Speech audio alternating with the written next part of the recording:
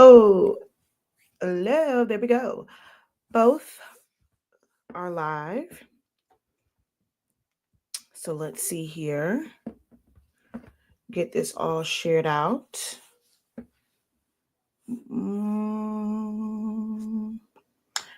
Can we talk for a minute? Can we talk? I'm so frustrated because now this curl. Hold on.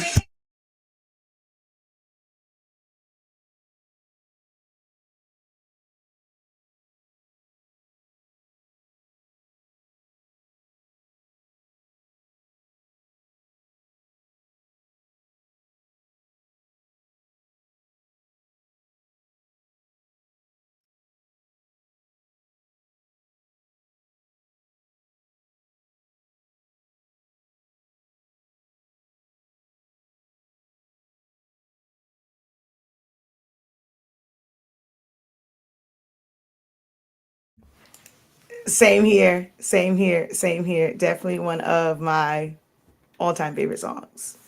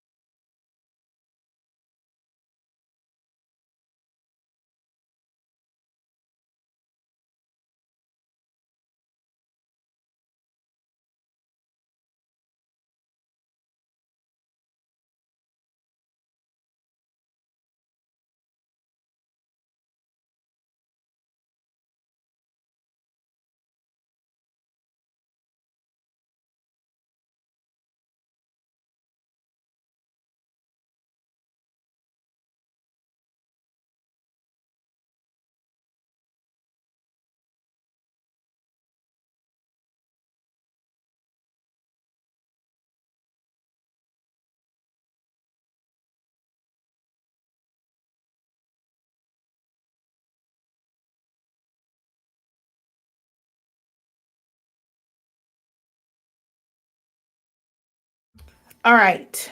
We are live. We are live. Incredible morning, working while listening. Hello, Akrisha. Thank you for the peacocks. Welcome, welcome. Good morning. Ty, of course. Yeah. Good morning. Good morning. Good morning. All right. So today I'm trying to stand up. I need to stand up more at my desk. I purchased a desk so that I can stand up at it. All right. But most times I'm not standing up at my desk. Just to kind of not always be sitting. But hello, everyone. Incredible greetings. How y'all doing? Oh, Lord, as Wendy Williams would say. On this good old Thursday, feeling good this morning. Some of you guys have heard me talk about it. Like I'm in what's called the morning meetup. And today was one of like the little breakout room sessions where we basically just kind of communicate and chit chat. And okay, so no tea, no shade, right? I love y'all. I promise you I do. I love my creative community. But I like being in that like communities like that where people actually speak up. Sorry. We have so many live sessions and it's like pulling teeth to get people to speak up. So it doesn't even matter that most of the time it's like the same people that speak up, but at least they do. But you know, I like when we do like the little breakout rooms because it's a lot of times different people than who we typically see or hear from. And I always like those sessions. And it was just a great session for like a great moment for me because I am going through a transition, right? Transitioning from what I have known to be my reality and to be true for 10 years and taking a whole new direction, right? So I'm not pivoting. It is essentially changing your business. It is essentially like me letting go of the way that I operated before. And just embracing the change, because I've been struggling with it, still struggling with it. I'm not going to say that I'm not struggling with it. And that's kind of the, can we talk honestly moment, because although my struggle right now and the thing that I'm struggling with and I'm trying to come to grips with might be different, I know that there are so many of you guys who experience kind of the same thing. Like, it's, you're in a weird place and you may feel like no one understands, because it may not be like their issue may not be exactly like your issue, but the emotions, I promise you, are the same. The fear is the same. The apprehension is the same. The anxiety is the same. And that's where I'm at right now. And I know that there are so many of you that can relate as well. So, being in an environment where people kind of speak up and they're willing to be vulnerable and talk about those things is very, very refreshing. Um, Hold on. Sorry, I gotta put my phone on do not disturb. I'm gonna keep getting notifications. Um, but yeah, so it's not easy. Like, it really, really, really isn't easy um to go through it. And I know that, like, so I'm gonna try and do this where, just to kind of help and encourage you guys. Although, like I said, my situation and my change is a little bit different. I think that, it's still relatable and it still will resonate. So, yeah. Rochelle says, I totally understand. I'm in the midst of making some changes to my business as well. And change can be scary. And what I want to kind of encourage you through, like, whatever changes you might be experiencing, is change doesn't equal failure. And a lot of the times, most people make changes when something isn't quite working out. It's not what they expected, it's not how they want it to be. And there's normally some negative thing around it. And we get kind of scared. We want to hide, we want to hide. You don't want to feel like a failure. And there are times where people will say, like, oh, if you're making this pivot, or they're like, you're pivoting because you couldn't make X, Y, and Z work. And sometimes that is the case. And it's smart to know, like, when it's time to, I personally don't always subscribe to, like, the terminology or the phrase of pivot. Um, because, like, I think of, like, in sports term, and then, like, like your pivot foot, and it's just kind of like turn. Like, it doesn't necessarily mean that you're going to fully change direction, because sometimes people just pivot just to kind of fool people, the way that, like, it's just weird for me. Like, and then I apply science to it. So I believe in just changing. Like, if whatever you're doing and whatever course you were on, something happens and it doesn't work and you have to redirect, that's a new direction. You might reach the same destination. Like, if you put something in GPS, right? You're driving and then an accident happens and it tells you to reroute, right? So you can reroute, but it's taking you in a new direction. Will you still get to the end point? Yeah, but it required a new direction. So it's like identifying what is that end point. If that end point is simply success, doesn't matter which avenue you take to get there. And if you have to reroute, it's not necessarily failure. Some people need to learn to reroute and change direction and learn when to let things go when they're on a high. I say that about my son all the time. My son played football 1 year and 1 year only. That year they went undefeated. They were Super Bowl champs. And when I tell you, MJ has never played organized football ever since, it's like, I'm going out on top. He can say, like, when I played football, I was completely undefeated. I was undefeated and won the Super Bowl. Son went out on top. He didn't wait until he didn't like football anymore. He was on a losing team. He literally went out a winner. And it's okay to do that. But I feel like most of the people I come across and then I have contact with, it's that feeling of, I have to change because something failed. And there is embarrassment in that sometimes. There's some shame in that. Especially when you are someone that like people have seen your success like live and in color. They've seen it in real time. And when you have to make changes, you start to worry about like that becomes another stressor. What are people going to think and this, that, and the third? Um, Especially when they don't know the ins and outs. They don't know what you go through. They only get to see a snippet of what you put out there. Um, and so when you have to make changes, whether it's business or personal, it's that fear of judgment. It's that fear of judgment. So she says, change is what people fear the most, but change is what produces growth. Yes, definitely, definitely, definitely does. Like I said, even on the personal side, I've had this conversation with I've with my husband. We're not, and we should not be the people who we were when we met. What was that now? 18 years ago? Yeah. I mean, as a mom, my son tells me all the time, I'm soft with Zion Imani. I was a new mom. I didn't know, like, I did things that, I'm used to seeing, and I knew that it didn't make me feel great the way that I was like disciplined or like, just certain things that happen, and, how we vow to never ever do that. And I kind of sort of did. There's no manual that comes with being a parent.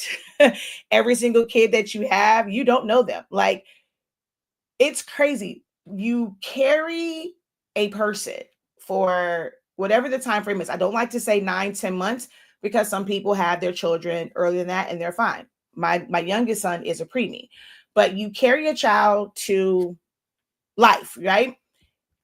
Even though they're your children. As a woman, your children are the only, like, they know you from the inside. They've heard, like, they literally can hear your heartbeat from the inside.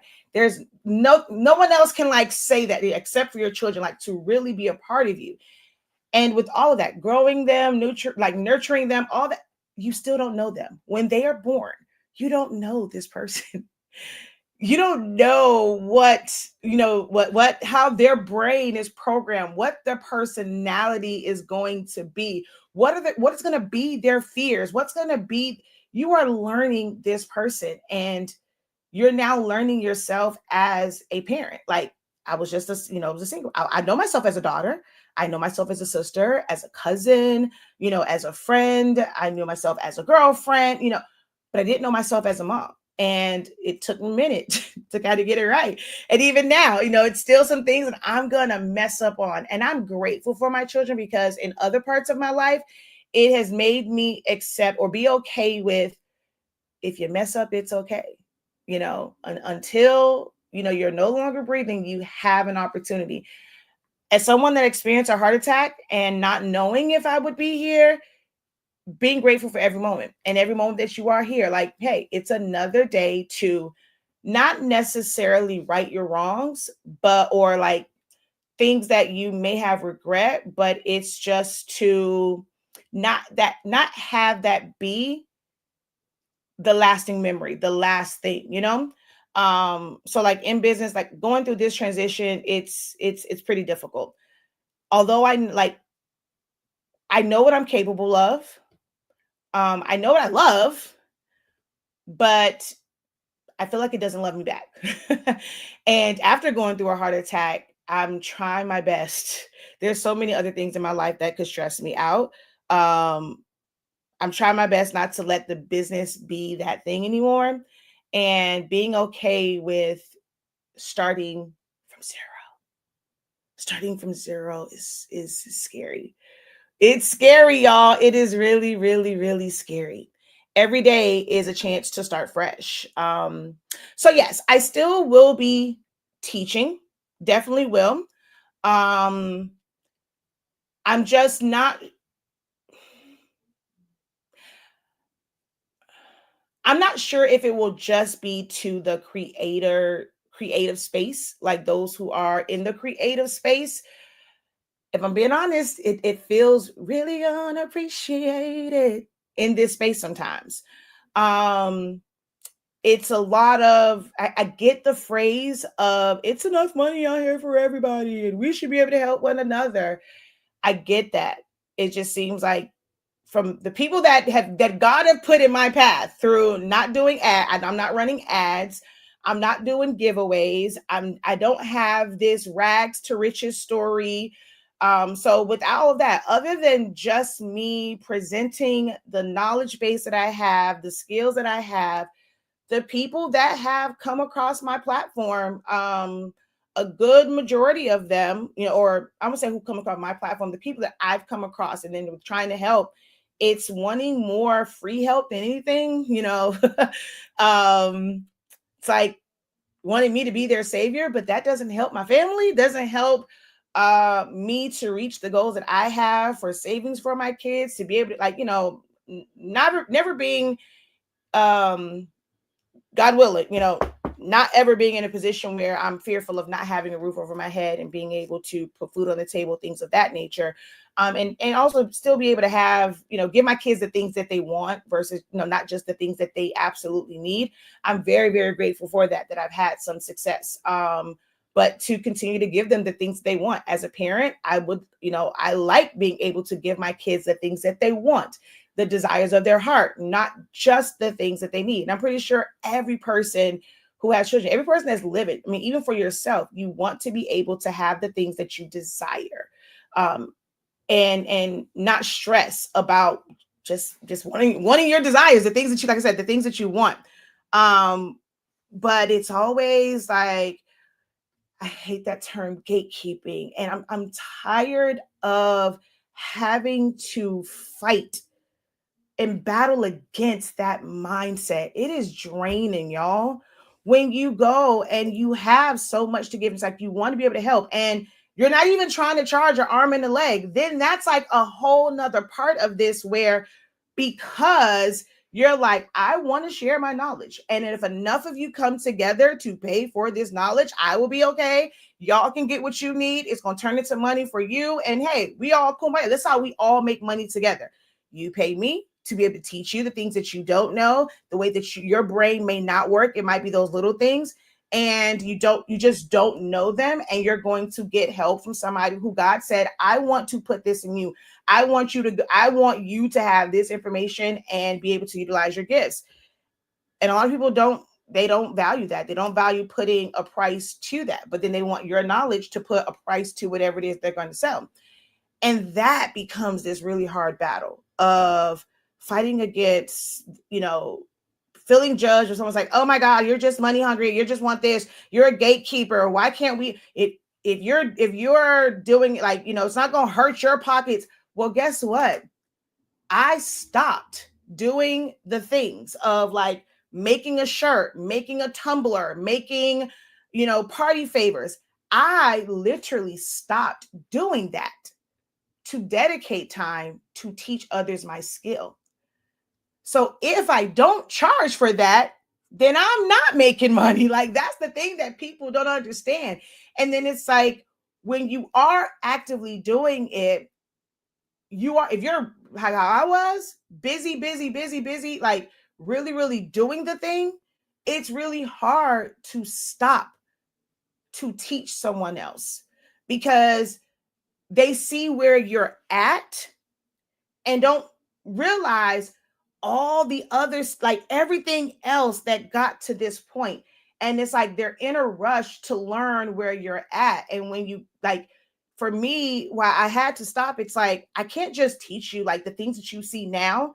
I can't just start you here. You're going to be, this is why y'all are freaking confused. You're trying to jump in the deep end of something instead of learning how to swim and hold your head above water in like the shallow part. You're in the deep end of things and you wonder why you're drowning. You can't figure anything out. It's like you're overwhelmed because it's something new. When new things come about now, it's not this like large learning curve for me, because I realize that just extensions of the things that I've learned before. But in 10 years of teaching this, I have had so many people where they want to be exactly right. They want the exact knowledge that I have now, and they don't want the before. Like, they don't want you to give them a detailed breakdown of the who, what, when, where, why, of how you're going to do this. Just show me how to do this. You show them how to do it, and it's like, wait, but this didn't work. And then they come back for more questions. but they want you to answer those questions like I can't. It's so hard. Like I love it. I love what I do, but that part makes it so hard. And then the AI part of it. Some people make you feel like if you don't adjust with the changes and things of that nature, that you won't be successful. I've seen firsthand where there are those who don't need all of the splashes and the extra and the AI this and the AI that. Like if it was simply colors and text, that's all they want for their business. That's all they want for like marketing things. And that is where I am most comfortable. I'm becoming more and more uncomfortable with, like a better word, it's the craft industry, because it's like everybody wants everything extra. And that's just not me in a sense. So I'm losing myself. Like I feel like I've literally been diagnosed by doctors. I was in the military. My anxiety is always through the roof. I'm like, I feel like a crazy person sometimes, because it's like, it's just frustrating. It's so hard. It's so hard. It's so hard. And they'll tell you, don't talk about the struggles like while you're in it. But y'all know I'm a rebel. I don't listen to what my, hold on. I'm gonna tell how I'm gonna tell you show you how bad this is, right? I'm gonna go to this post that my cousin made. Hold on. THRESA. Okay. Hold on. Where's her post? Hopefully she didn't delete it. Oh, come on. Oh, okay. So my cousin asked, at what age do y'all start giving baby cereal? My grandma definitely would tap them newborn bottles at about 2 weeks old, right? So I went in and I put 6 months. So my cousin said, you can't be related to Petronia. That's our grandmother. Rest her soul. But then again, I forgot you do everything by your own books. Can't even say the doctor's books because you don't believe ish they be saying anyway. And then here go my other cousin. Yep, Shakeya, you go by you go by books, your own books. Like it's so bad. It is so bad. And I know it is. It's not that I'm not coachable or teachable. My coach in golf will tell you I'm very teachable. I listen to him and your girl won. It's not that. It's just the way that my mind works. Like I'm just a rebel. I'm gonna always okay, I'm gonna figure that out, but I'm gonna figure out a different way of doing it. I gotta put a little Shakeya spin on it in everything that I do. So yeah. I don't like listening to what people say. So they say don't talk about it like while you're in. I don't look. There are people that need to hear it in real time to know that it is not just them. I feel like my anxiety is so heightened because it's like feeling like, am I the only person that's going through this? When you don't have a support group. Now, like let's say once you've identified that you have a problem, and like there's all these anonymous, like there's all these support groups, but like in this whole business thing and really talking about just your not failures, but just things that didn't go as expected. It's not embraced. You can't talk about that in real time when you are some like to your audience. And I can talk about it and I have like other counterparts I can talk about it with, but for me it's so weird because I'm considered an educator and a teacher. You start to wonder if you talk about your not so favorable moments and the things that are not going as planned, will your audience then feel like, well, what am I learning from you for if you ain't got it together, right? It's this unrealistic feeling that you have to be perfect in order to teach others. And well, more so not just to teach others, but to have people pay for the information. And it's like, I'm not struggling. This information I'm giving to you, I'm not struggling in that area. It might be some other thing, which is why I stick to what it is that I teach. But me being in the rooms, being in the groups, like really being in the groups, me having conversations with people, me talking to people and like just taking the time to speak to them via inbox. I've had people that call us because our number's on our website and they think they can call for a therapy session. um, so it's like talking to people, it's like, y'all are just like me. You're trying to figure out how to sell a shirt. Everybody's telling you to digital products, digital products, digital products. They're pushing the digital products, but they don't talk about how hard it is because it is a saturated. Do I believe it's oversaturated where you can't find success? No, you got to be willing to do the things to find your people, but it's something that is saturated and you're pulling from the same lifeline, like in some of these groups. So it becomes harder. And then when you're in these mega groups, and although it's just a small portion, right? If we are really, really honest, the ones that are saying they are thriving and this, that, and the third, it's a small portion because they're willing to like speak up. But there's a lot of people in these groups that are struggling, just like you, that are feeling the same way. They're just ashamed to say it, or they don't want to say it, or the algorithm doesn't always show you those things. I mean, even if it was just 10 people, when you feel like you aren't hitting your strides, two people, three people saying, oh, well, I had these sales can make you feel like you're doing something wrong. So I was like, you know what? I'm gonna talk about it. Like I'm going like 26 years in. So don't worry about it right now because 26 years in and I'm still going through it. As things change, you will go through it. There'll be new challenges to face no matter how great you are.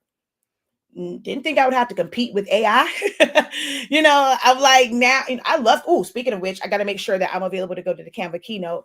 I like Canva. I don't use Canva how most people like in the groups that I'm in, how they use Canva. I use it as a tool for my business for different things. But I have to compete with that where before it was just Cricut and people loved to learn Silhouette Studio because they didn't want to pay for Photoshop. Cricut didn't provide the design resource that you needed, so it was a lot easier for me to get people to want to learn Silhouette Studio. But now with Canva, oh my God, it's like Silhouette is treated like it's Cricut now. So it's something that changed, and it's been a hard adjustment for me because I love Silhouette, and I'm like, for a beginner, a newbie, and it's like some of y'all seem like y'all afraid or ashamed to be called a newbie. Like if you don't know what you don't know, and you might need to start at ground zero, and Canva might be too much for you, and it's okay. But yeah, Canva has definitely, yeah, it's hurt a little bit because I mean I didn't ever feel like I was competing with Photoshop because that's something that you had to pay for, and the price for some seemed pretty steep, and the learning curve is a whole lot steeper with Photoshop. So it's an easier sell to like, okay, let me teach you this programming. You can do this and you can do that. But trying to do that against Canva, different beast, different beast, different beast. And I'm not ashamed to say I have not mastered how to get people to like know that Silhouette Studio is still a great program to learn, and to learn Canva the way that I view Canva. Like finding the people that don't want to use it just for templates and designs, but using it to enhance your business. If you struggle with social media posts, you don't have to make everything this real that you're recording. Like you can make things in Canva and save it as a MP4, which will upload to social media platforms as a reel. It's still content. So I'm struggling with folk who are okay with learning Canva just for content, and for me not to teach you how to make a shirt, how to make a tumbler, how to make a chip bag, how to make a poster. Like it's hard. But know that y'all, like, it's not just you. Everyone goes through it. Even the people that seem like they're at the top, especially if they are afraid of falling, they are struggling probably more than you because they carry a heavier weight, to stay on top because that fall will be long and hard. So they go through a lot more stress and anxiety and make a lot more bad decisions, embrace where you are now. It might seem like you might make some bad purchases, but these are small purchases. Like, I mean, getting a couple blanks here and realizing you don't like sublimation doesn't cost as much as some of these, higher level, like higher operating. It's like they're spending hundreds of thousands, tens of thousands, millions of dollars, and it falls apart and they lose that money. That's a lot.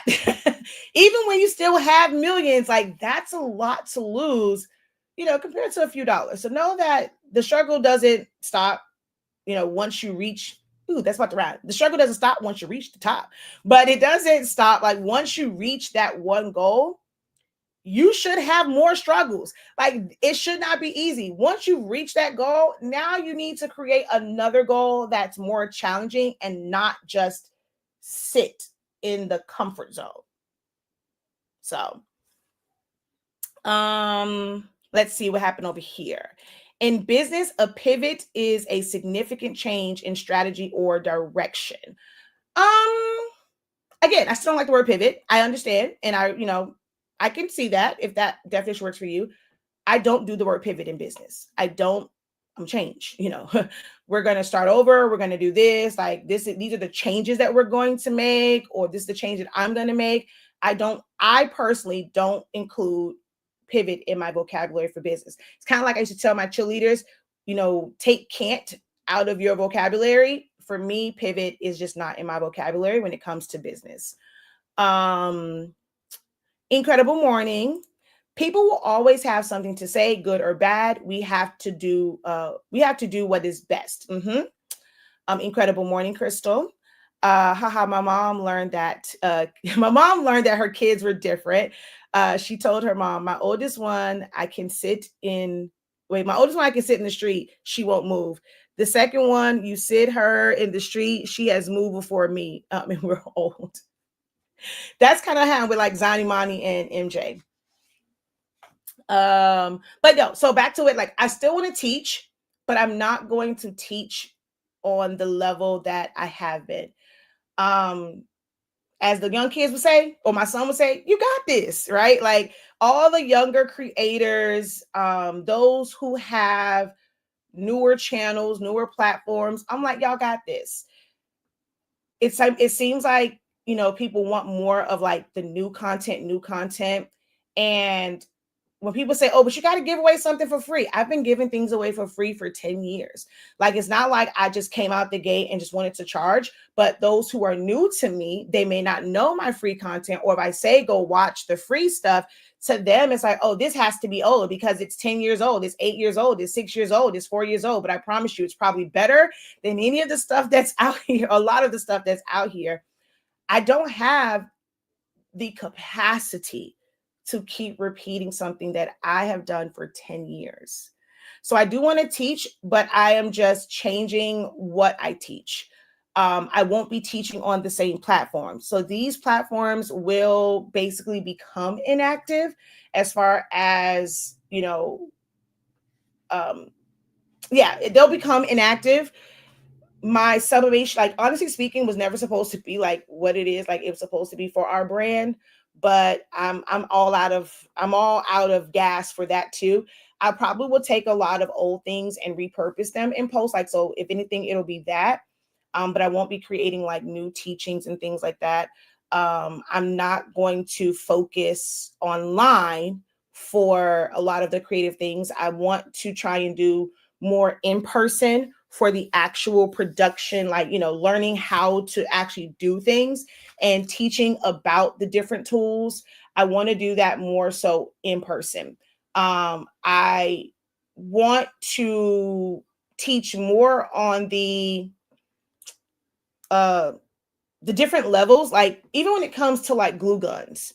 If you are just starting out, you're probably going to get a glue gun it's going to get the job done. And people quick to say that, oh, whatever, it works for me, whatever, my little Dollar Tree, whatever glue gun, it does it. I got the little glue sticks. Until you were doing major projects, until you were doing 200 of these, 50 of these, and that's a pain in the butt. Like, I plan to put content out that's about like those little things and have dedicated, like, access to me will be behind a paywall. I don't charge a lot, but it will be behind a paywall. I've spent too much time not enforcing boundaries, and people are just so used to feel like they just have so much access, like free access to me, to where it burnt me out. So I will be teaching, just not in the same capacity. And it's like me being okay with it ain't gonna be free. That was a struggle for me, saying that I don't wanna, I don't want to teach for free. Like, I'm not a charity. Like, it's not charity. I don't have a grant that's paying my expenses for me to teach people for free. So, but I will still be teaching, and I am moving more into the business side of it for not just creatives. I would love for creators, because I feel like I can gear my teaching better because it's like a niche. But if they don't want the information, being in spaces like the morning meetup, going to Printing United Expo, I have a company that is wanting me to build out systems.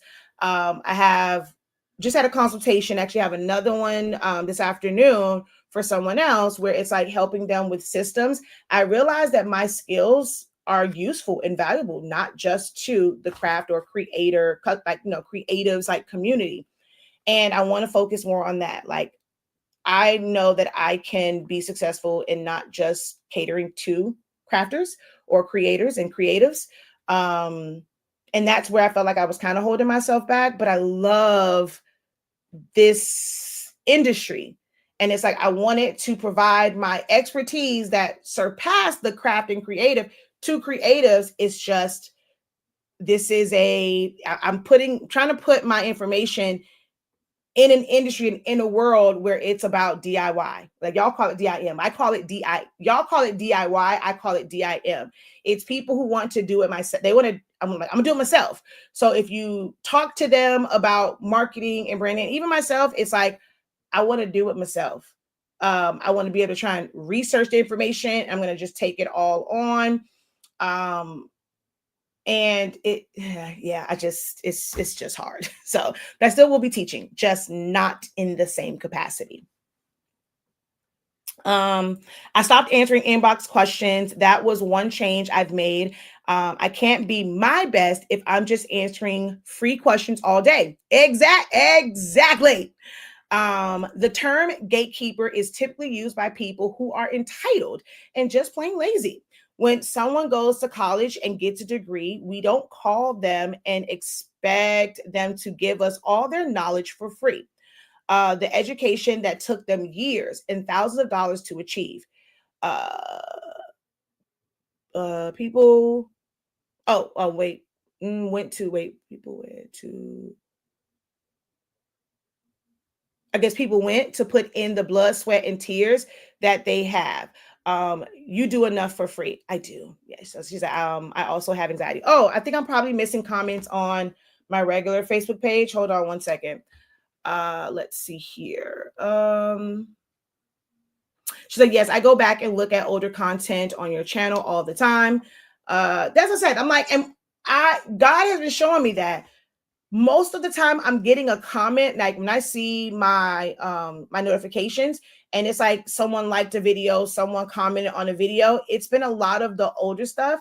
And I feel like that was God telling me, like, it's okay. Like, your old stuff, like, those are gems, those are valuable. The people will come, they will watch that stuff. Don't be afraid to, just have those stuff. You don't always have to create new things. I said that in the morning meetup today. There's a lot of people in there that always say, oh, I'm struggling with content. I don't post enough. And every time I have the privilege of speaking to someone directly about content, their thought process is they have to create new content.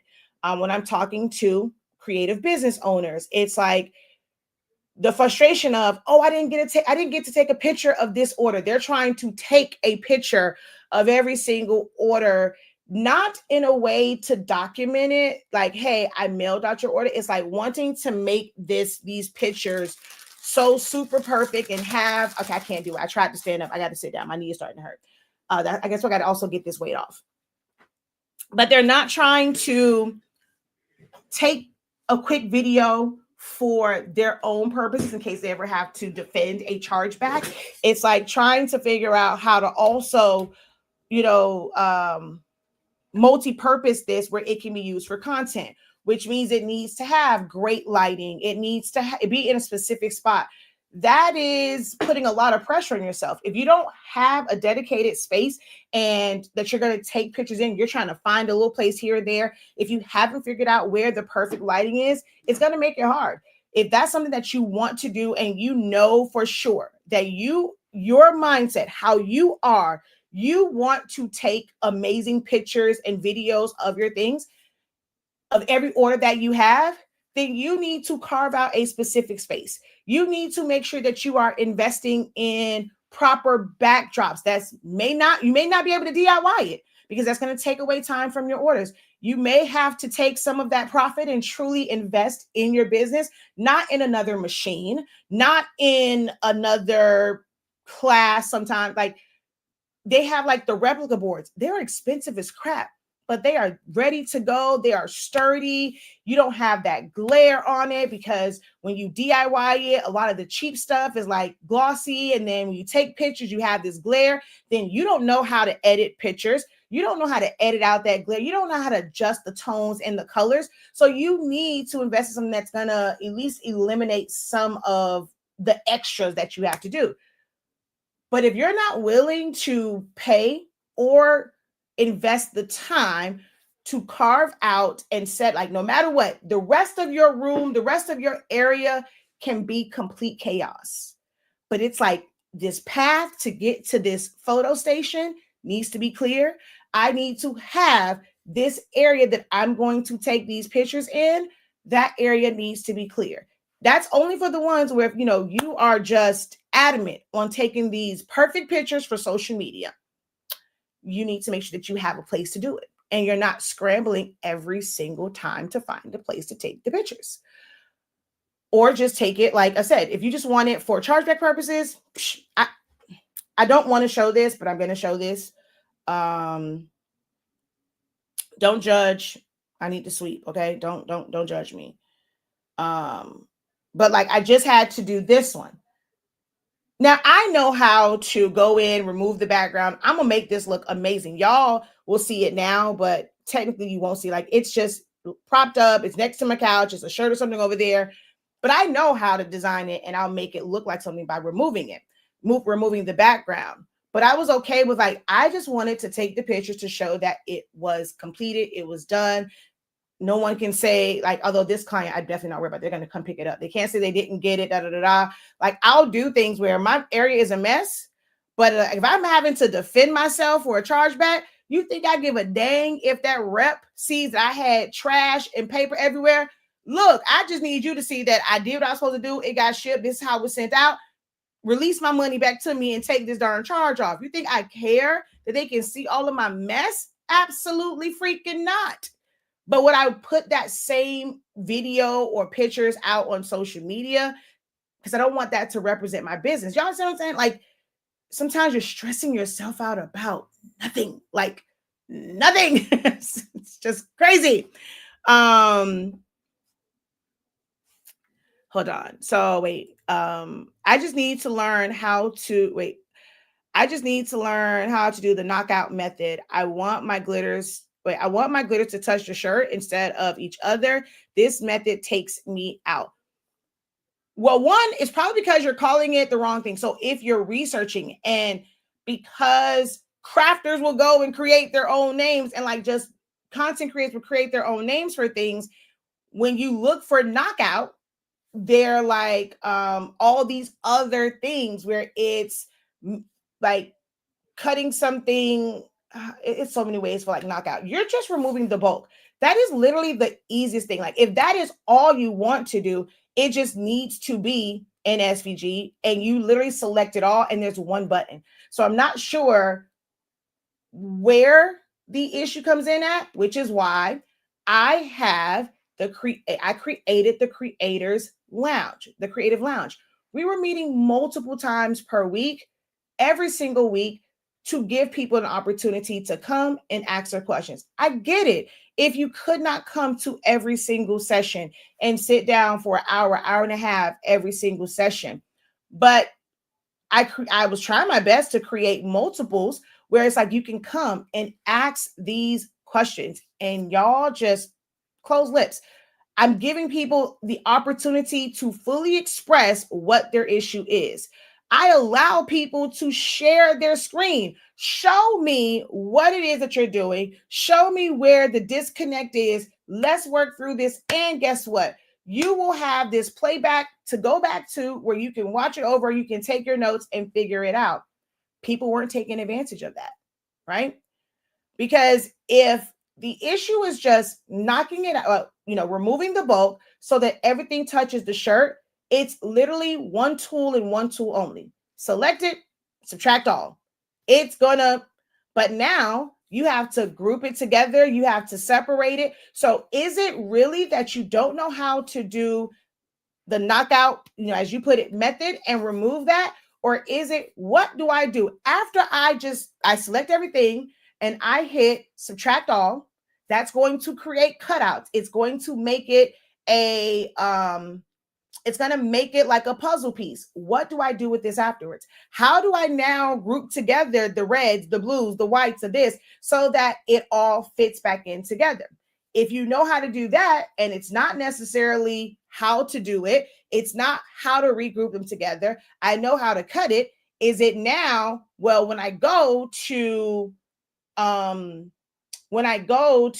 everything up and press on the shirt, well, how do I know where to put it at? How do I know the spacing? Then does that mean you now need to go back to designing and learn about registration marks? Like, well, I call them alignment marks. How to create a line. Do you need alignment marks? Do you need to know the strategy to where if you are using alignment marks, how to make them not permanent on your shirt? So there's layers to this, but until you actually go deeper than the surface level question or problem, and you are really explaining it and being in an environment where someone is not going to cut you off and they're going to give you the opportunity to express, this is what my issue is. And then when they ask you questions, not be frustrated that they didn't give you an answer, but they ask you more questions to figure out. Let's figure out exactly where the issue is.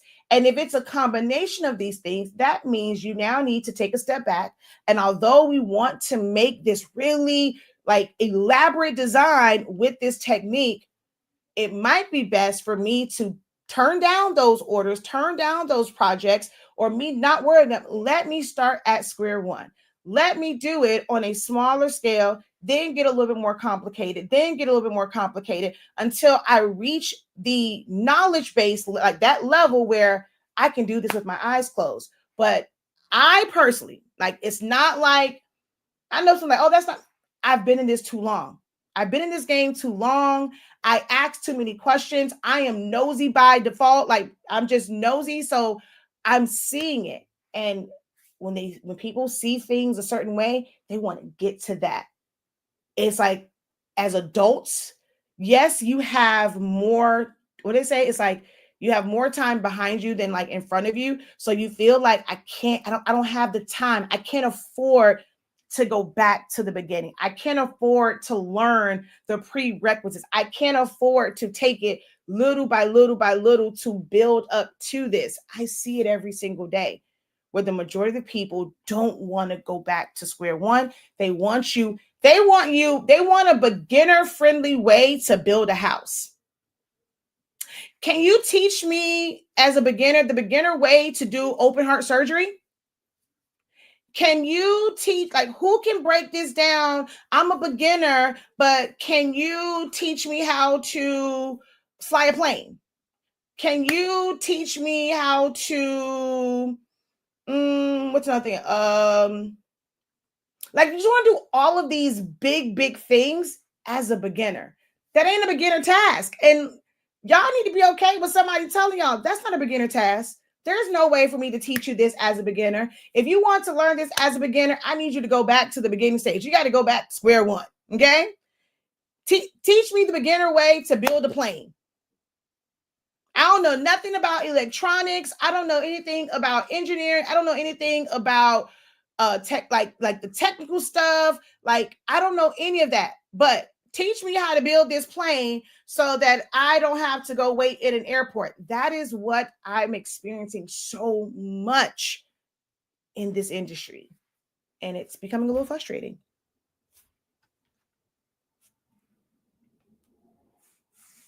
Um Sounds like you manifested. Now make it work and it will all work out. Put your higher source guide. Wait, put your higher source guide. Wait, or let your higher source guide you and it will work. I'm guessing that's supposed to be let instead of put.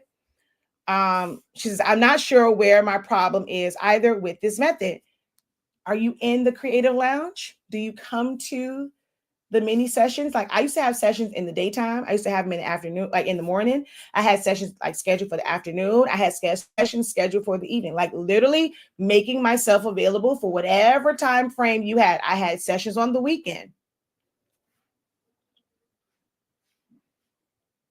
to where we could have walked through and figured out exactly where it is. It is okay. I promise y'all, it is okay to say, I can't figure this out on my own. I need some help. And sometimes you're gonna have to pay for that help. I can't figure out as smart as I am in business. I had to go and I'm like, I can't figure this out. I don't know what I'm doing wrong. I don't know why I can't get people to leave reviews. I don't know why I can't get people to interact with me and engage with me online. Yet I see other people like, oh, it's you're on early. You're on, I'm at work. But then I'm on people's live videos or I'm in Zoom sessions and it's people being very active. So that lets me know it's not that in that they're at work and stuff and like, okay, this time frame, people are not there are people that are active because I've been on live videos and the comments are flowing, the comments are going. So there's not a lot of truth to that just because you're going live in the daytime, people are working, people can't respond because and yeah, it may not be the same people, but that just shows me that there are people who can engage and who are willing to engage at 8 o'clock in the morning, 9 o'clock in the morning, 10 o'clock in the morning, lunchtime, 1 o'clock in the afternoon, even if it's in the evening. There are people that are willing to engage. I haven't done something for those people to find me. And that is a struggle for me. Like, what do I do? What am I doing wrong? Outside of ads or giveaways, what am I doing wrong? Is it my personality? Is it because I'm more straightforward and people don't want that until they need it? Am I not fun enough? Am I not loud enough? I used to think that was a very loud person. Am I not loud enough? I mean, do I feel like, am I stuck up? Like, I've literally had people, I'm like, can you just go and look at my content? Go and watch my classes. Am I doing something wrong in my classes? Is my class boring? Is it? And they'll come back and be like, no, this was amazing. Like, you do all this for this amount. Like, girl, maybe you're not charging enough. So when you like, I hate feeling like the thing that people put out is true, that if you don't like, if your prices are too low, you're going to attract people who are always problems. Because my business, even in event planning, was about help, like providing good quality work. Now, I'm not gonna give you a $10,000 party and your budget is only $100. Like, I'm gonna give you what can fit within your budget, and it's really, really amazing. But I'm like, that's always been me. Like, I didn't want to have to charge like an arm and a leg. Did I have the skills to? Yes, but that wasn't. When people say, what's your purpose, what's your calling, and it was, when I started event planning, it was to create amazing birthday experiences. I used to host these parties. I'm very unique in my ideas. So I had, like, we didn't play like the traditional musical chairs. Like, I put a twist on that. I used to make games out of other things. Like, they wouldn't even, if their parent couldn't afford like a bounce house, this and a third, it didn't even matter.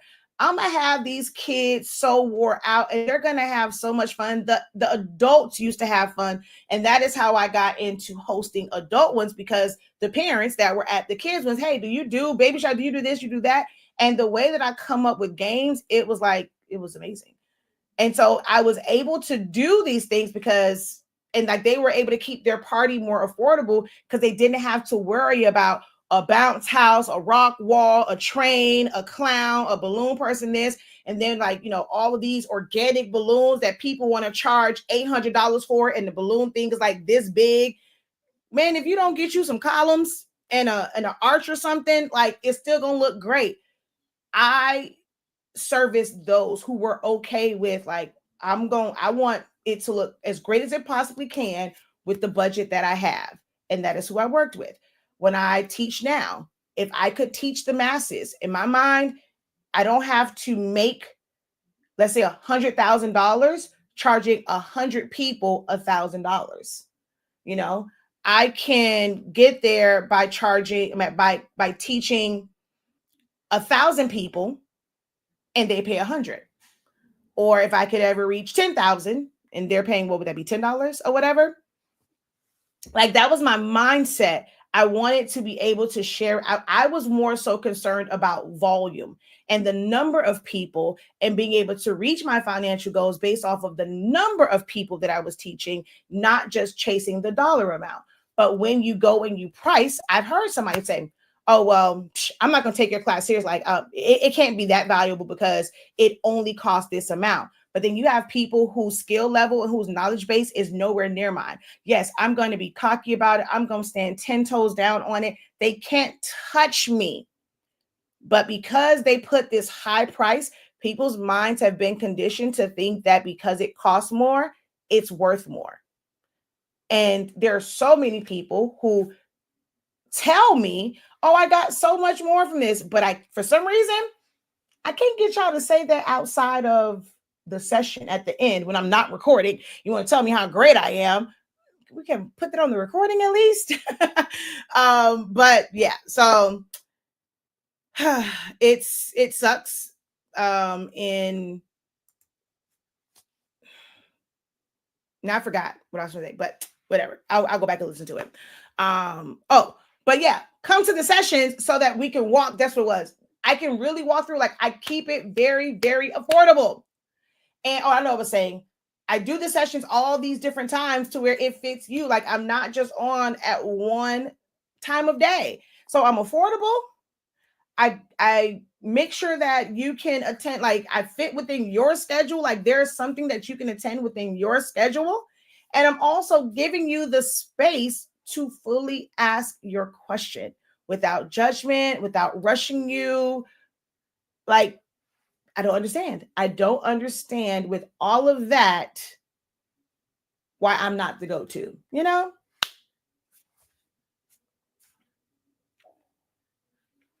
She's like, these are just my shirts because I'm not putting anything in atmosphere looking crazy. And that's also that's not healthy. That's really not healthy. How are you going to get feedback? How do you know it looks crazy? How do you know that there's not someone, however you are making it right now, that there isn't someone that's exactly what they were looking for?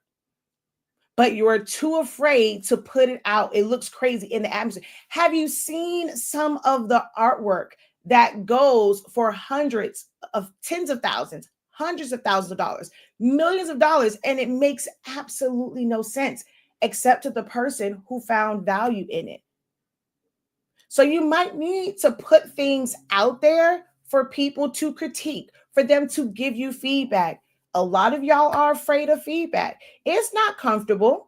I go and I push back on feedback, but I'm also one where when I'm in my quiet space, I can reflect on it. And some things I'm like, no, I was right and I'm not going to change on it. And then there's others I can see where I can make certain adjustments and things like that. Feedback is not great. It's not, when it's not what you wanted. Like sometimes we ask for feedback. What we really want is validation. Like, okay, yep, it's amazing. It's great. And not really looking for that. Well, I like because it helps me. I changed my classes off. Like I was persistent. No, Let me know what it is that you don't like about my classes. And so many people, oh, it's great, it's great. And as much as like the accolades are great, I felt so unfulfilled. And I'm like, I want somebody to really like be completely honest with me. I know everyone couldn't have enjoyed this class. And then it was someone that was bold enough to say it. And then it kind of started a whole little chain reaction. I'm like, all right, all right, all right, all right. But it was like at one point when it came to classes, I did not have a full on structure. Like I just wanted to teach. And in my mind, I'll teach forever. So the class would go 3, 4, 5, 6, 7, 8, 9, 10, like, without warning. Because I didn't want anyone to feel like they were left behind. So as we were going through lessons, I would, if they shared their screen or they had questions, like I took too much time answering their questions, which made the class for everybody else who did not need that much hand holding, it made the class really, really long for them. And they did not like that. So they were like, okay, yeah, I'm not going to attend live classes. So they would purchase the class, but then they would not attend live because they didn't want to sit through all of that. They can watch the playback and just go to the parts that they needed. But even that wasn't like enough, because to get to the parts that they needed, they had to go through so much other stuff. So then I adopted a new way of doing my classes where if you did not want to sit through all that, you did not have questions, you just need to see the method that is in the beginning. And then the rest of the class are for those who actually needed the hands-on help. They needed to ask questions in real time. So I had to learn, I had to develop. It wasn't perfect, but I would not have known to make those changes if I didn't put it out when it was, as your word, when it looked crazy. Make sense?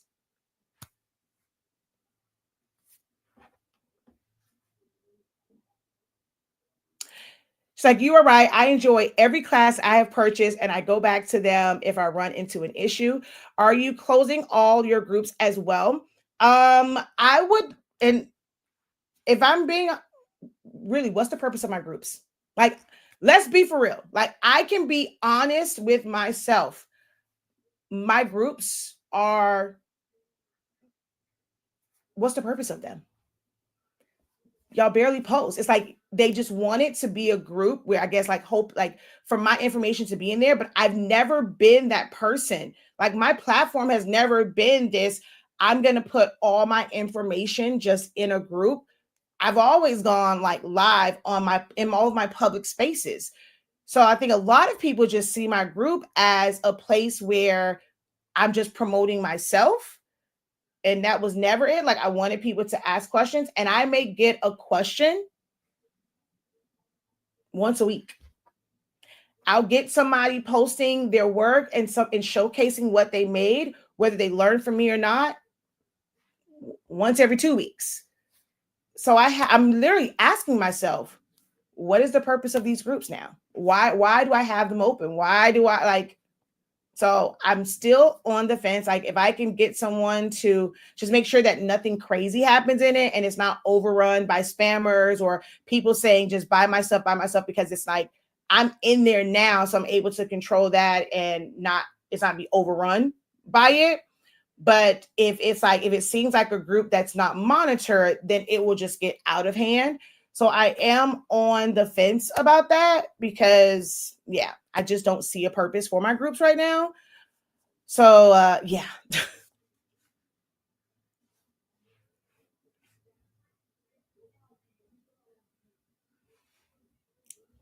Is that my refrigerator that I hear beeping? Am on the fence about that because ooh, yeah. I didn't realize my lips were so dry. Hold on. Let me see. All right, there were 5.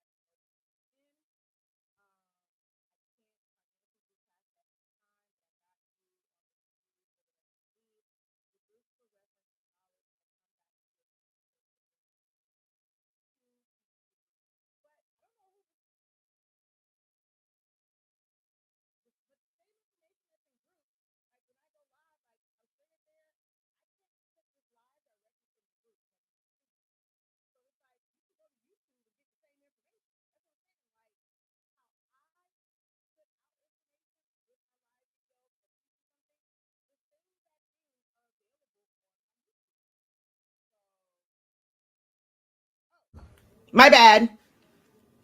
Thank you for letting me know there was no audio.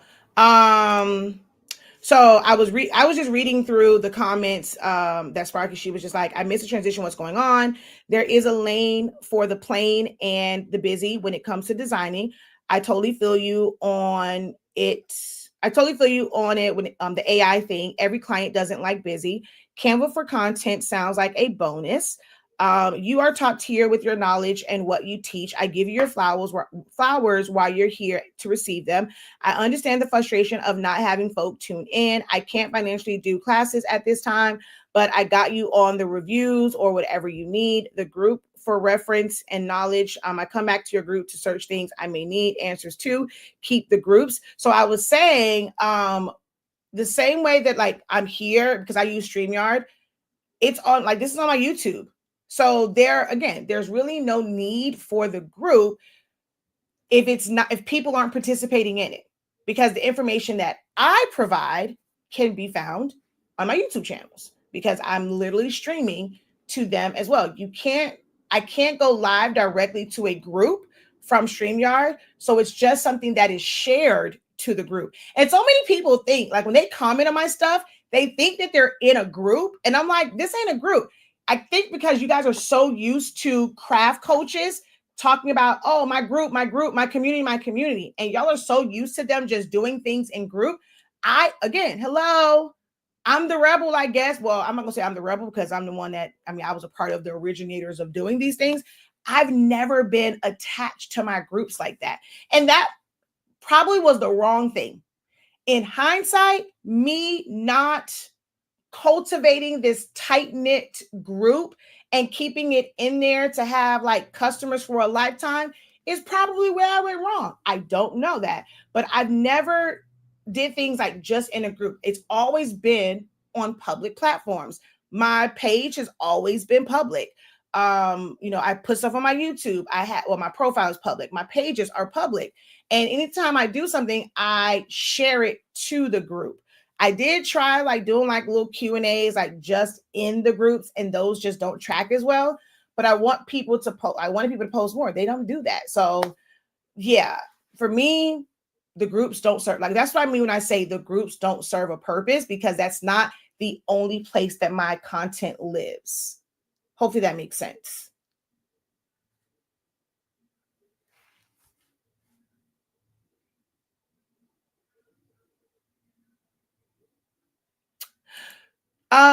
So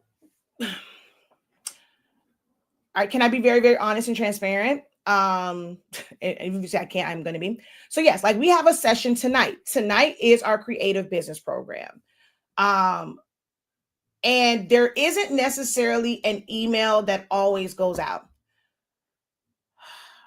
I have to have someone come in and figure out, like, I just recently learned if a lot of my students are using Gmail, Hotmail, and Yahoo as the email that they sign up for when they're placing their orders, like to, our news list, like, different like email lists. I can't control, like they decided, especially Google. Google is notorious for putting it in spam promotions or like the other folders. It's not going to inbox. So my unengaged is very, very high.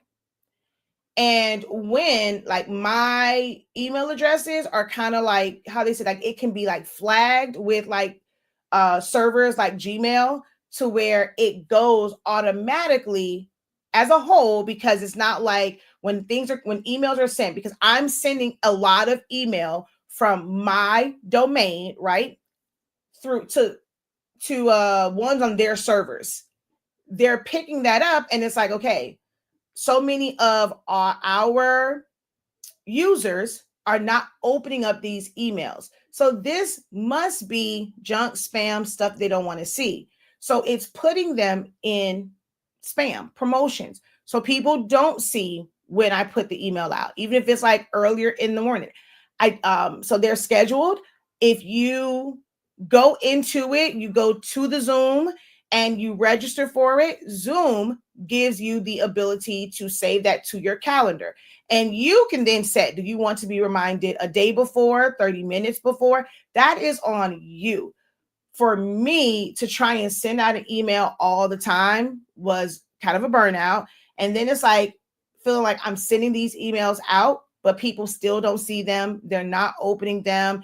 They still aren't coming to class. So as much as people say they want the email notifications, they just were not getting, like they weren't reading them, or they weren't going to their emails often enough for that to be effective. And then some people will say, well, send a text message. I don't know who told y'all, or if y'all know or not, but text messaging costs way more than emails. The amount of money that you have to pay out for the number of subscribers you have and the number of text messages that you send out is absolutely crazy. It is expensive. Okay, it can be expensive. That's one of the things I'm actually cutting out. I don't do a lot. Like I'm literally paying for SMS messaging and I don't use it. It's a waste in my business. Other than it being a tax deduction at this point, it becomes an absolute waste because I'm not using it. And I could have been, using it, but it's like the way that you have to kind of send it, and like it's just a whole lot of like to set it up. I wish it was more so like I can go on my phone and literally truly text. So whenever someone's sending out these SMS messages, and where life would be so much easier for you if you could just go to your phone and truly like text it out and send it to your list, unless you are on one of those apps that's like a text message type thing.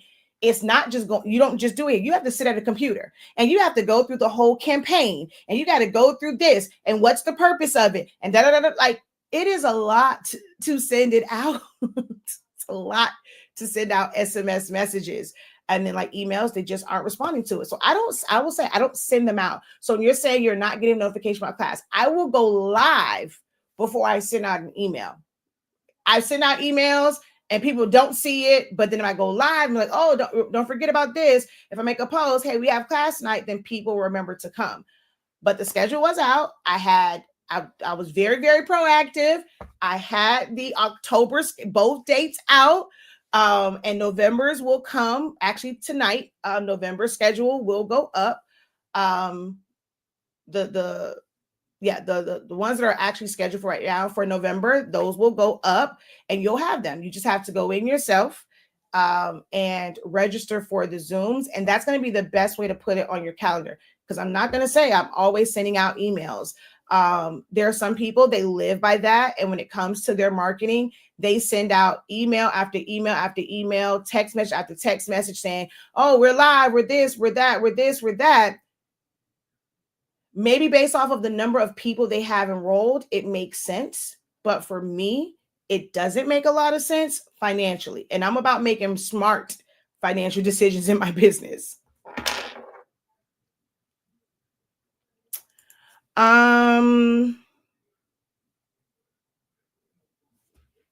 I found a video linked to Canva by searching your group on editing background. I forgot what it was called, but it was easy to find and do. It was to extend the background. For example, if you want to make your header background longer to be able to add more text, it was a very helpful. I'm not sure if that was from me or from somebody else. You say it was a video that I did.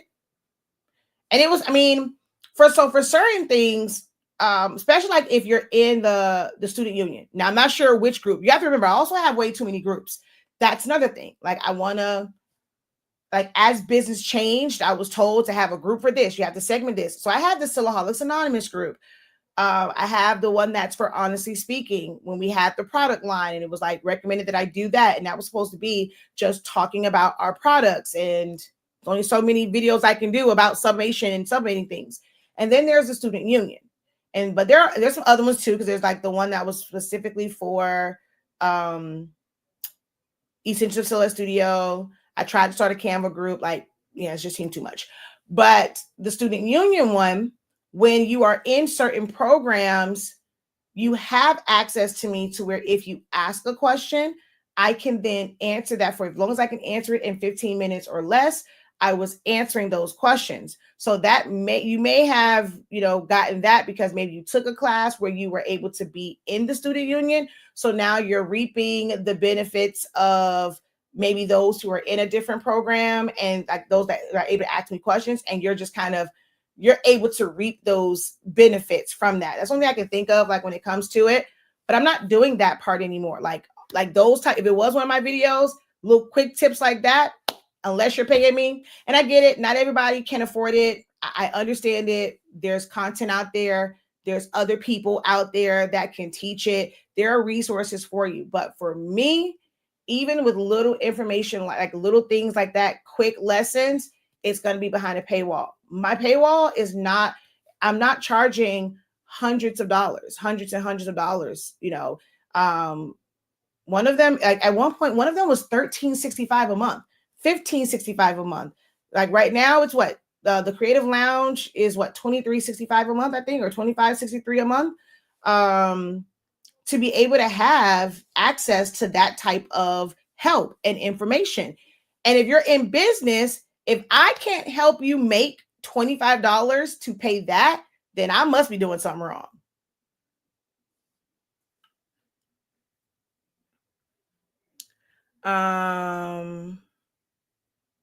Yeah, but we definitely have a session tonight for creative business. That's what the Thursday sessions are. Thursday is creative business. We had the session yesterday, Tuesday, for the design lounge. I was not, the attendance could have been better. I'll just say it that way. But yeah. So that was just I count it as a blessing either way. I mean, but it's gonna sound cocky. My videos like that are always going to be helpful. That is the core of who I am, I want to put out helpful information. But at the same time, I have to make sure that I'm putting myself in a position where I can have a savings for my children, even if I don't need the immediate money right now. I got kids to think about. And, in our community, our culture, it's always that we don't, like, every generation has to start from the bottom.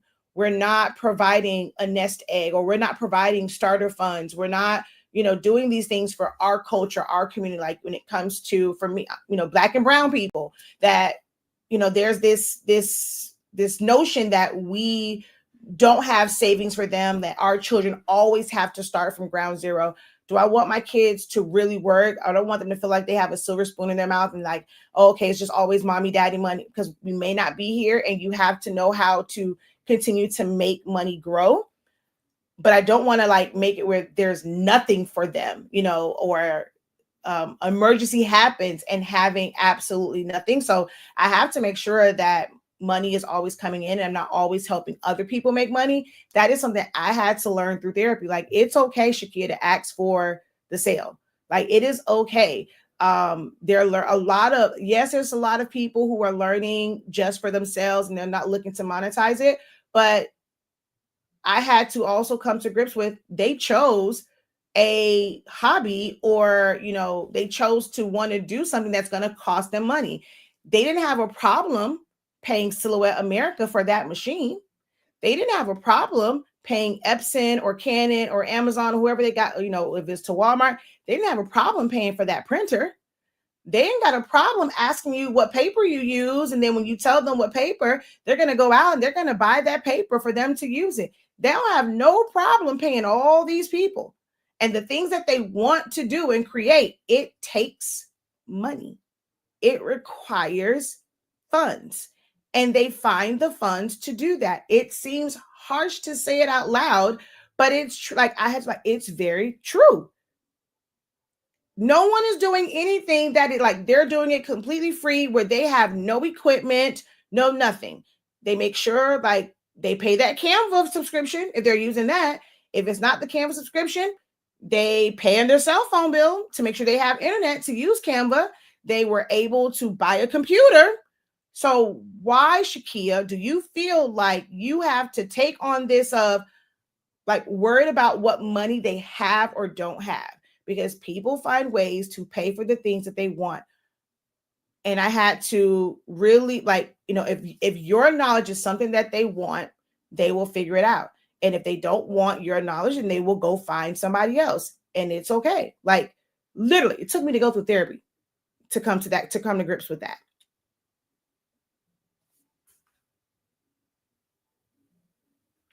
Building your legacy is something me and my daughter were just talking about. You have to do what's best for you. True.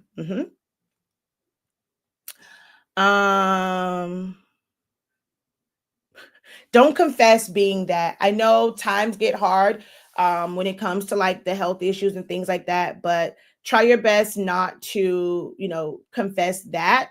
And, if like figuring and sometimes that's what you need to. It may take some resources. You have to find the resources to have somebody that's going to help you and that who's equipped and who may have a plethora of ideas where even if I just find 5365 to have a one-on-one session with the professor, and she is able to help me figure out if it's health things, I can't do this. If it's scheduling, I like my scheduling with my family, I can't do this. What is it that I can do to try and help ends meet?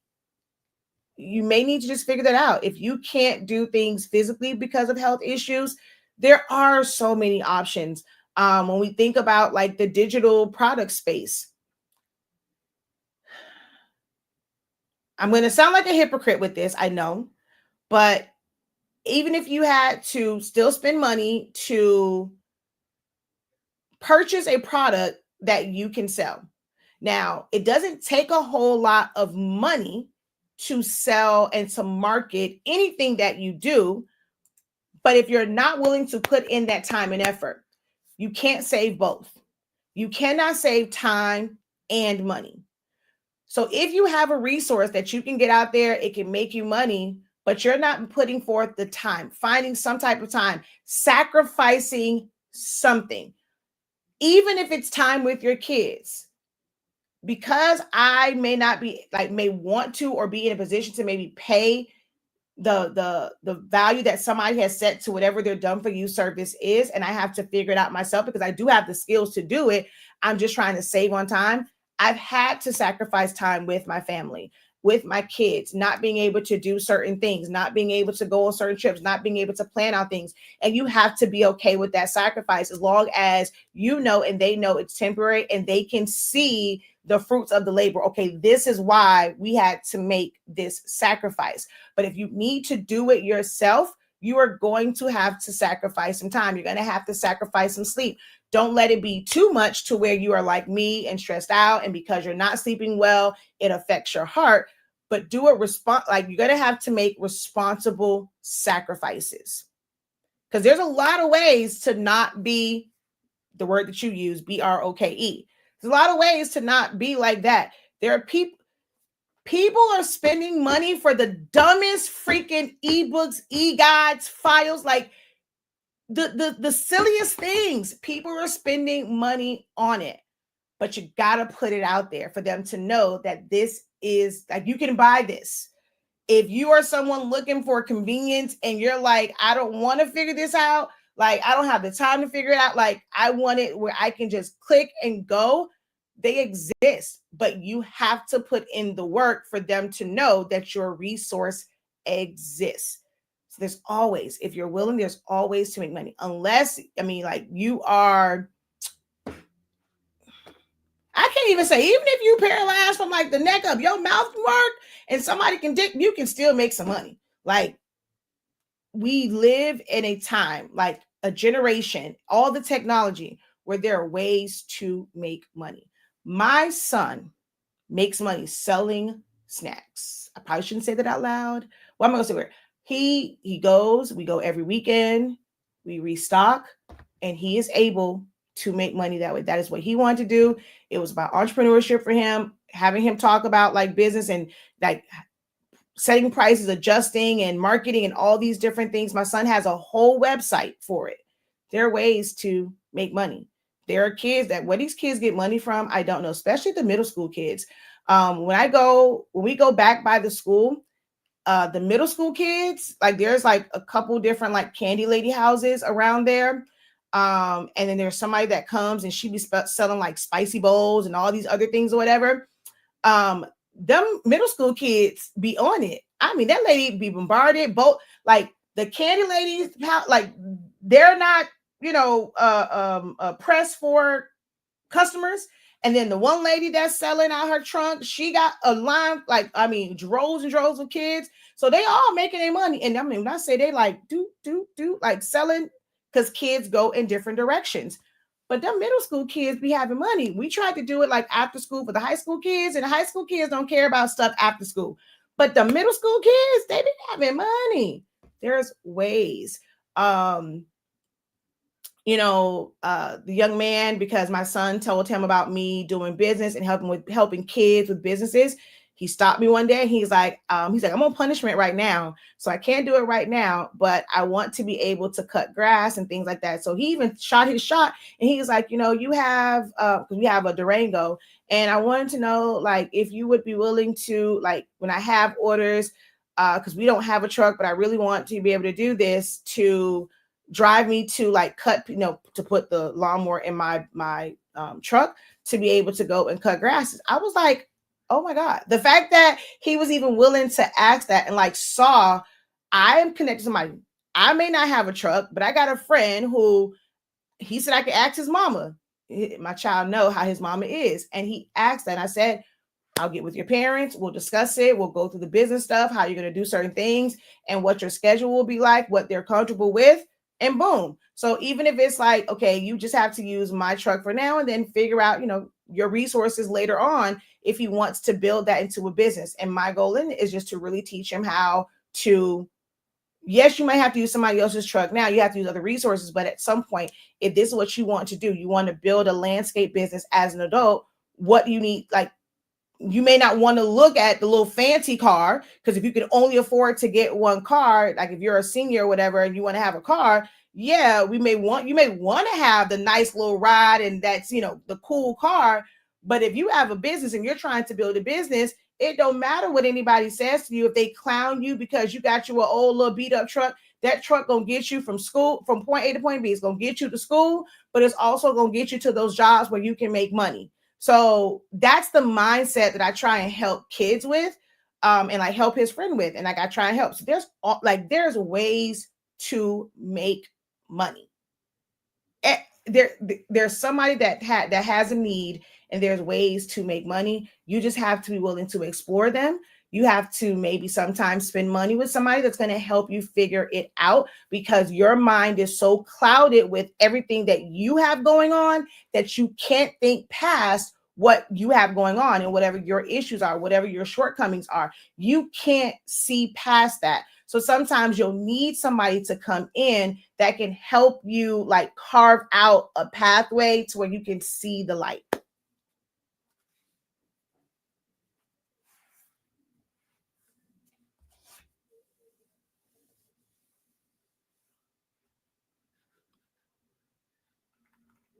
But that is I've been on for an hour and 30 minutes or an hour and 28 minutes. I did not realize it. That's the thing. I get into this and I don't realize how long I'm normally on. Like I get lost in this. I mean, I love what I do. I love being able to share the gifts, and there are words that come out and I get lost in them because I feel like they're not always mine. It's God is trying to like drop them in for me to compute them and say them out. So it doesn't give me time to really think about it. And then now my brain takes over and it's like, wait, how do I make those connections? Because I feel like sometimes I say things that I don't necessarily hear, but it was meant for somebody, right? It was meant for somebody to hear it. If I could have talk radio and just do that, I probably would do it.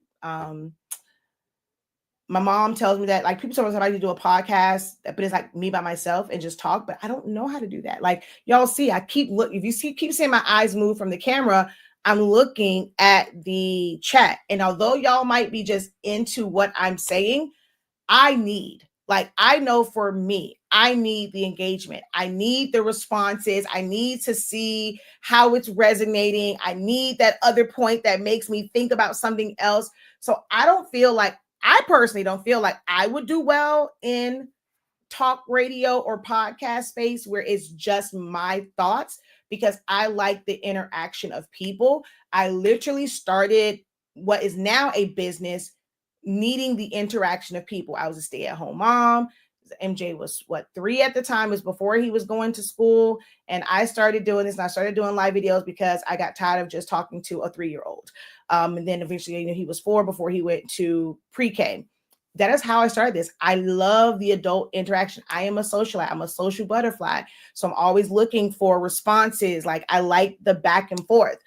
So I don't think I would do well in a just talk radio type like podcast. I try and do sessions where there's engagement. I thrive off of engagement.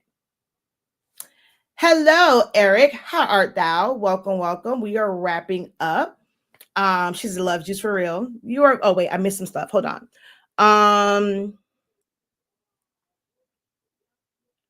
Oh, she's. I know you know. She's. I'm letting others know that your video was helpful and easy to follow, so they will know you know your stuff. Okay, I get it now. All right. Yes, a whole therapy session. I have to have one with you myself. I have to have one. Oh, with myself too. Okay. Girl, you're gonna make me cry. Thank you for the support. You are very welcome. Loves you for real. You are very, very welcome. Anything else that y'all need from me? This was just kind of my, my little brain dump, my honest talk. We talked a little bit in the beginning just about change and the harsh reality of change. Yeah.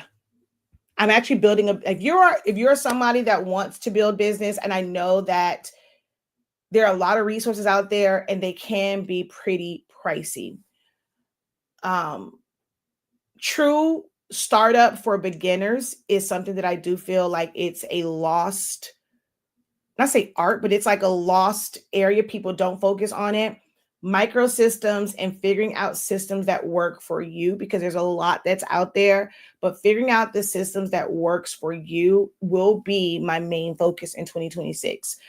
You'll still see me doing like some creative things to close out 2025, but come 2026, when I say I'm going full steam ahead, where Shakeya the Professor will be my main focus, and it's going to be done for you services. It's going to be teaching people about microsystems for your business, like truly going back to how I started. The systems that I use now are not what I started with. When y'all ask people, well, what websites, what systems, what this, what all these things that you use, you may not be ready for it. But there are things that you can do at a beginner level and as a starter level, and then you build to it. And that's what I want to help more businesses. I like creative businesses, but businesses in general, just figure out what's their starting point. A true starting point.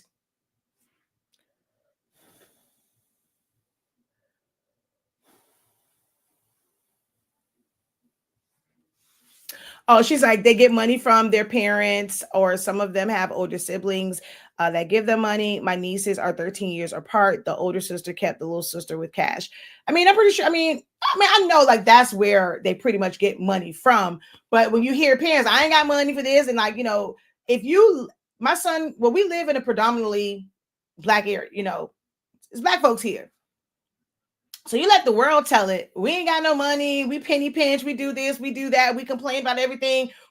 Only the Black people or the Black and brown people are complaining about SNAP, and we're the only ones complaining about, healthcare. Dude, you let the majority of the world tell it. We are the ones that's just down and out.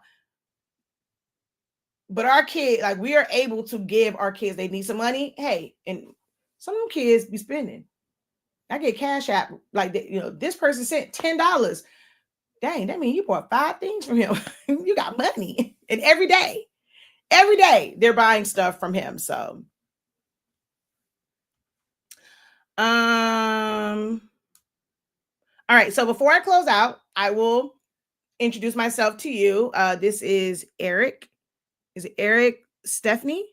No, Stephanie. I'm not sure what it. I'm sure I'm saying it. So I think one of the NFL teams sponsored a young man in his landscaping business. I think it was the Colts. Don't quote me though on the team. Um, she says inbox me. Okay, gotcha. So what do I do exactly, Eric? So my name is Shakeya, the professor. I have 26 years of experience in the, I guess you would say, like creative space and design space. So I started learning to design and learning things like screen printing, graphic designing, all these different things that I now teach. Well, I was teaching. I started 26 years ago in high school. And as a stay-at-home mom, I started creating videos and things like that just to share with others the things that I was doing, the things that I was creating for my graphics design, not my graphics, my event planning business. I've held a lot of different jobs that can help people in business, experiences that most would not have to understand how business works. Everything from human resources and understanding finances and taxes and inventory and pricing and things of that nature. So I have spent the past 10 years teaching people how to use a really cool program that's called Silhouette Studio. It's the program that is used to control the Silhouette family of machines. However, if you are somebody that's new to designing and you want to make an invitation, a flyer, a tag, a label, a shirt design, a tumbler design, a mug design, a senior poster, a senior stole, sash, like whatever it is, if you're wanting to design those and make those, Silhouette Studio is a program that you can use because it's free. You don't need the machine in order to use it. So I spent the greater part of 10 years teaching that particular program. Am I well versed in Adobe programs like Photoshop and Illustrator? I am. Do I teach them all the time? I don't. And then now with Canva. So I'm just someone that was more so teaching different resources and different ways of making a lot of creative things. I thought I had some more of the stuff around me, but I was in here cleaning up. So I don't see a lot of the things that I have like made, like other than like just showing a cup. Um, and I also teach the business side of things and just giving a real world perspective of what it's like to be an entrepreneur and run business and understanding systems and understanding the complexities of it. That's what I mainly do. And that's the direction that we will go into for 2026. We also have a sublimation paper line. If you don't know what sublimation is, it is used to make things like this tumbler where it's baked into it. Things like this shirt where there's like, you don't feel anything. So we sell a sublimation paper that changed the game because the industry was 400 degrees, 60 seconds. Our paper allows you to sublimate 365 degrees, 30 seconds, and you don't have to have a cover paper on top, a cover sheet on top. So that was a part of like our business as well. We are scaling back on that, and we are now focusing on helping those who want to monetize your skills. So whether it's a side hustle, a full-fledged like business, if you're trying to scale it, you got to start somewhere, like a true starting point, and understanding business and understanding microsystems that you can implement. Will some of them be manually? You have to manually do the work for them. It won't be automation.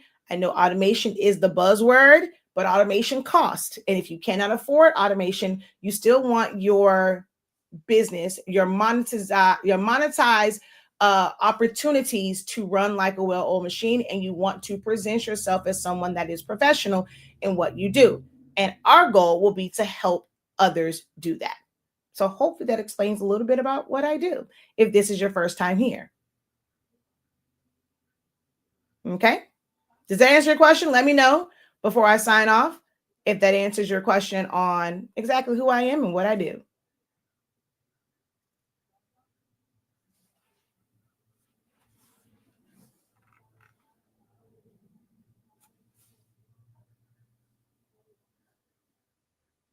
Oh, sidebar. If somebody asks you about what you do and you can't spout it off like that, may not have to be as long-winded as mine was. Work on it. Practice it in the mirror. Record yourself doing it.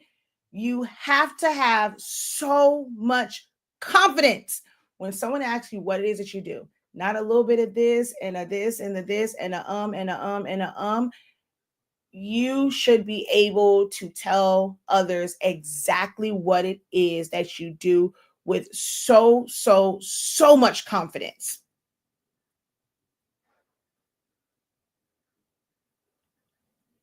So if that's not you, please work on it.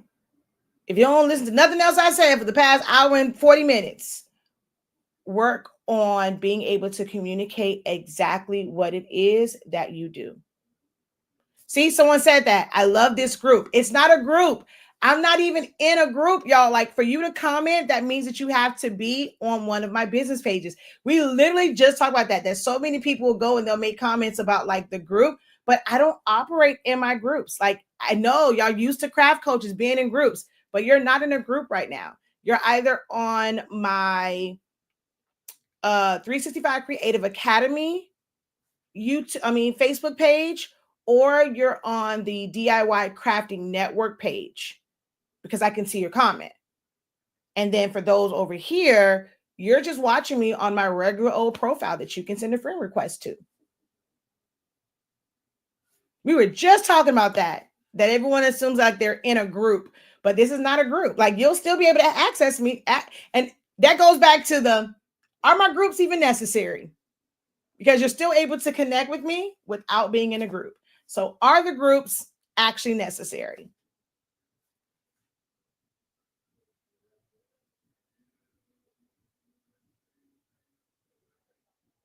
Ooh, like that one. She was like, I missed the live, but a lot of people want a free tutorial instead of being taught, which is what you do. Yes, I am a teacher at heart. I love to teach. I'm constantly asked, are you a teacher? Like when I was like with my kids, oh, you should become a teacher. No, I don't think I could deal with the politics of teaching in the public sector. I'd probably be in jail, or if I would constantly get fired. I would probably snap, because I mean, just from the outside looking in at the politics and the way that schools are run, I would definitely have the district all over me, because I would not give a damn about what the hell they said I had to teach. I am one where I adapt to people's the way that they learn. I have a whole business that I'm trying to start from that, which is Zip Learning Co. Because I have to create certain resources for my son that struggles with um, letter recognition. At one point, it was number recognition. My son has a speech issue where he drops consonants, and it's like certain words that he can't say. Because he has epilepsy, his memory is affected all the time. So I have to figure out all these different learning resources. I hate the fact that schools, it's like I get literacy and the ability to read, but when you kind of like this, oh wait, this is about to get into like political, but kind of like this whole like the budget bill, all these different things where they're clumping a lot of stuff into one and you can't really get it passed. When they go and they give a low grade for comprehension, because they're only testing comprehension by something that you read or via like a written type test, a standardized test. And that is how they're testing comprehension. But if you have a student that struggles with reading, that they just struggle with like reading, they're not going to be able to fully to properly answer those questions. But if they hurt because sometimes like how it is like they'll give you a story and they'll read it, and you have to answer certain questions about what you heard, and do you comprehend, do you have a full understanding of it? My son has a full understanding. When it comes to doing a math problem and you work that out with him and you're doing it, he understands it, he's able to do it. But now, if the question asks a certain way, he can't really tell what they're asking for. Did they want to know the difference? Did they want to know the sum? So he struggles with that. He struggles with word problems. So he ends up getting lower scores on that. If it's a story or if it's a situation and he reads it, you read it to him, he can hear it. He's going to be able to break down what the main character was, the this, the that, just not in a written form, not in like reading a question and answering like that. But if you take the time to speak with him, his comprehension is very high. But according to the schools, his comprehension is low. And so I ignore all of that bull crap. I used to worry about grades and what that meant, and this stigma. Oh my God, your child makes straight F's. Your child makes D's. You suck as a parent. Your child is dumb. And I'm like, that's not the case. Like my child, his vocabulary is very, very, he has a great vocabulary, he has a great comprehension, he does well, but there are certain factors that affects how he learns. But the way that they test it, they will never understand how truly amazing and great and what Zani Mani knows as long as they're a standardized test. So I don't fuss about grades. My son on that, they just got their report card, and those were not grades that people would be proud of. There were some F's, there were some D's, but then they'll go and it's like, your son tries the hardest, but they are forced to give him this grade because of how testing is. So weird for your kids, for a kid to have an F1A, right? Conduct, amazing. Effort is there. He tries. He just can't get the grade based off of how they are required to conduct tests. So it was crazy to see F1A. That is absolutely insane. So I stopped stressing over grades. Now that older one though, he can't bring home no bad grades. But I this is a part of like parenting differently and knowing that according to the standard school settings, I won't have two honor students, like, and they're not the same. So yeah, I could never survive in teaching because I would not give a damn about none of their standards. I would go and be doing things that I'm going to make sure that these kids actually learn. I'm going to make sure that they have an understanding. If I got to sit there and read to them, if I have to conduct this test where we're going to do everything verbally, I would, and I would give them that grade and I would probably be fired. So no, I could never go and teach in the traditional space. Yes, my daughter is the same. The comprehension tests are ridiculous. Exactly. Yep. So yeah, I could never teach. That's a story another day. I might actually talk about that. And that's the other thing too. Like, I think I want more of a personal brand. There's a lot of things that happen in my life that I think others, especially who are entrepreneurs, or even if you're not, it would resonate with you, like dealing with the son with epilepsy, and all the challenges of that, and dealing with the challenges of schools. And on the flip side of that, it's not easy having a child that's an overachiever. And MJ is in all Cambridge and honors classes. He will hopefully have his AA by the time he graduates because he's like pushing himself. And I sometimes have mommy guilt about that. Like, am I pushing him too much? MJ has not missed a day of school since kindergarten. He's and really since pre-K, and he only missed one day because it led into like the weekend. But a kid gave him the pink eye, so he ended up missing like a Friday. And then by the time that Monday came around, he was able to go back to school. But since pre-K, MJ has missed one day of school. So I asked I'm always wondering, like, is that good in parenting? Where I'm like, no matter what, he wants to go on trips, or like if my family's going to go to, well, they were supposed to be going to Jamaica. Actually, if I think Jamaica for my niece's birthday next year. But they leave on like a Thursday. I'm always questioning myself as a mom, like, is it fair or am I wrong in not allowing my son to experience those things because I'm like, school comes first when the school system don't really care about them. So it's a lot of things that, like, I just want to have these discussions with people because I know there has to be others that face those same thoughts and same struggles. And I just want, that's more so what I want to do now. Like, I want to just be me. Oh, wow. That was refreshing to say. Like, I want to be able to make money, of course, like, I want to go to somebody's job, but I always feel like I have to monitor what I say or edit down what I say. I have to tiptoe around what I want to say because my platform is fully connected to my business. And it's like, oh, well, that's not craft related. That's not sublimation related. That's not design related. And I can't just be Shakeya the mom, Shakeya the wife. Like, I'm pretty sure, some people don't like to talk about like what goes on in their relationship, their marriage, like never like to put it down, but it's like, it's some, when you have to learn to compromise when you're not, that's not your natural thing to compromise and you're used to kind of doing your own thing. And when you choose to, like, there's so many things that I want to talk about and just kind of have platforms for. And this has felt like I couldn't do those things. So I want to be free to just to really like really decide it and just carve out my own path and not feel like I'm making decisions for others. So yeah, that's that.